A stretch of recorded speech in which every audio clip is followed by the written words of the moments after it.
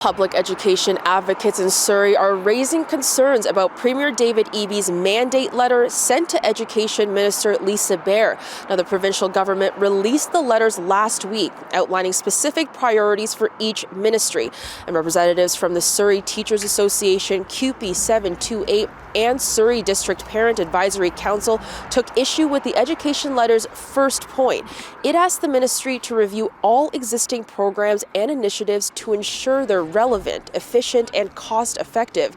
And to the advocacy groups, they say that sounds like cuts. When you look at some of the wording and the language that's used, it really is coded for cuts, in our opinion. So when you talk about efficiencies in key programs, what you end up doing is not looking at the children on the edges of mainstream education that need really specific supports.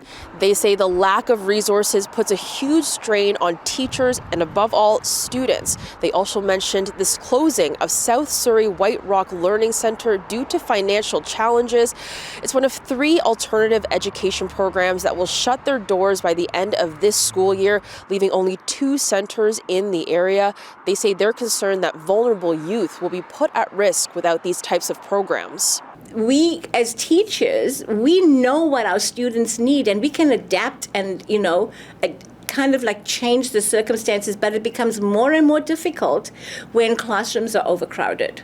They're calling on the Premier to reject the review of education programs and initiatives and focus on putting those resources back into the classroom, including making good on a campaign promise to put an educational assistant in every K to grade 3 classroom, plus a mental health counselor in every school. Jessica Cheung, CBC News, Surrey.